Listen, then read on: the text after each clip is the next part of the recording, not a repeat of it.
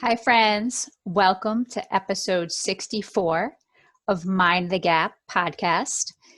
And this week, I will be talking about imagining your outcome. So, this is a continuation of the process of manifestation. So, some of you have been following me weekly. So, this is a deeper dive into step 5 of the process of manifestation. This is the place where we get to play with our brain, where we get to visualize and imagine. So, what's important here in this moment is to recognize that everything we experience, so whether we're actually thinking about something or we're in the experience of doing something, that the brain doesn't know the difference. So, the brain doesn't know the difference between real or imagined. Before I continue, let's take our 3 conscious breaths. If you want, and you're in a position to, you could allow your eyes to close. Let's inhale, filling belly, ribs, chest. Exhale, release, chest, ribs, belly.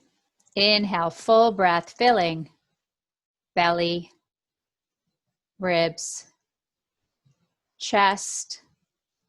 Exhale, let it go, chest, ribs, belly. One more time. Inhale, filling belly, ribs, chest. Exhale, sweet release, let it go, chest, ribs, belly. So what do I mean by the brain doesn't know the difference between something that's really happening in the moment or something that you're imagining? And I guess one of the simplest examples I can give of this is when you are in a situation where you're thinking of something that has happened to you in the past. And that could be something that's positive and makes you feel feelings of happiness. Or in some cases, maybe we're thinking of something negative that we've experienced. So if you notice, when you start to think about that past event or experience, you might feel emotions in your body, right? Reactions. Sometimes we get triggered. And that's the indication that your brain does not know the difference between, is that really happening now? Or is it something that you're thinking? And we can go much deeper on this topic. I'm not going to today, but this is why we continue to talk about staying positive in positive energy, clearing our mind, doing practices like meditation, uncovering our limiting beliefs. Because ultimately, when we are up to creating big things and making our dreams come true, we want to be in that positive mind state, energy state, so we attract more of the positive. So having said that, when it comes to imagining your outcome, since the imagination is powerful, and oftentimes when we become adults, we don't always imagine like we did when we were children. Because what happens? People tell us, you're crazy, or that's impossible, or maybe those are our negative self-talk. So what's important about imagining the outcome is that you really think about who you want to be, what you want to do, and as a result of that, what you will have.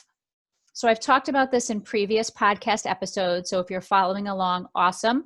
If you're new to this, welcome and thank you. And you can look up by title previous episodes. So this is a step-by-step process, and we're in step number 5. We're deepening.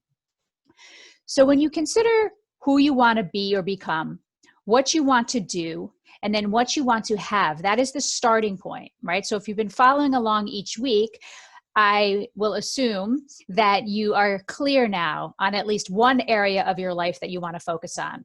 So let's use the example of our relationships, because that tends to be one of my favorite topics, and I believe is really the source of happiness. So let's say I have been, maybe in my life, I've been struggling in the area of relationships. And this could be anything from intimate relationships to friendships to family to work, right? So it's different for all of us. So let's say that you want to improve that area of your life. And part of that is your intention is that you want to be happy, right? Maybe this area of relationship has always been a challenge for you and it prevents you from really being happy. So you want to be happy, right? That's the way you want to be. So what you start to do is you start to visualize yourself happy. You sit and you see yourself. So what do you look like when you're happy? What are your facial expressions? What do you sound like? Is there a certain way that you're speaking? And what does it feel like in your body to be happy? So when you really focus and you imagine yourself being happy, you can really dive deeply into all of your senses. And again, the mind, the brain does not know the difference between real or imagined. So what you're doing is you're retraining yourself to come from that place of already generating feelings of happiness so that you can attract that.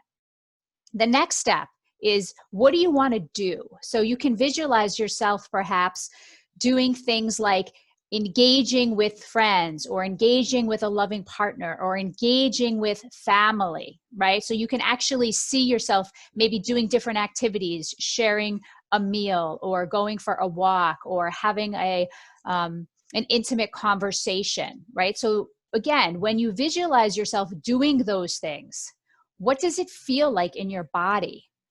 How are you speaking? What are you saying?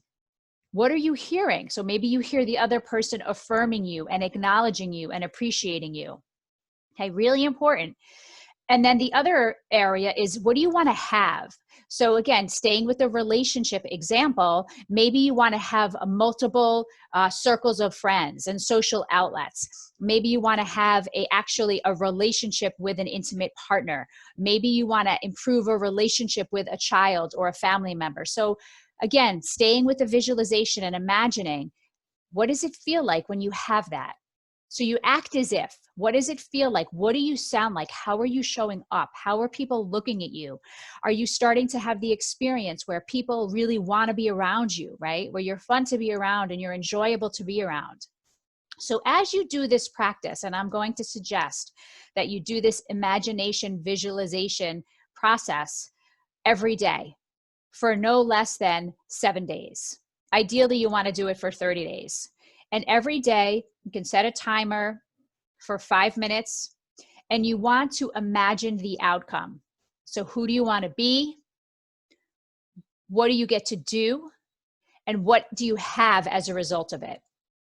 Be as detailed as you can. Connect to your emotions, connect to your feelings. You want to see how you're showing up. You want to feel what it's like. You want to hear your voice. So the more specific and detailed you can get, the better off. So when we talk about acting as if, right, we use a lot of these sayings or cliches. Act as if you already have it, or you have to see it to believe it, which I also think that you have to believe it to see it, right? I've talked about that.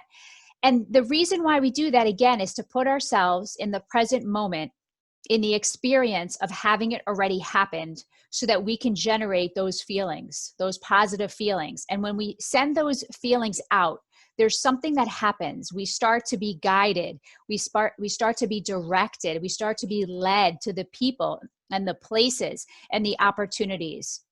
And I suspect that some of you know what I'm speaking about, right? As soon as you start to really feel into these relationships, perhaps you meet a new friend, okay? So take the time to do this practice. Do it daily, commit to a minimum of 7 days.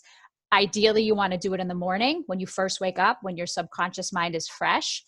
If not, you can do it at night before bed. Set a timer, connect to your senses, have fun with it. I support you.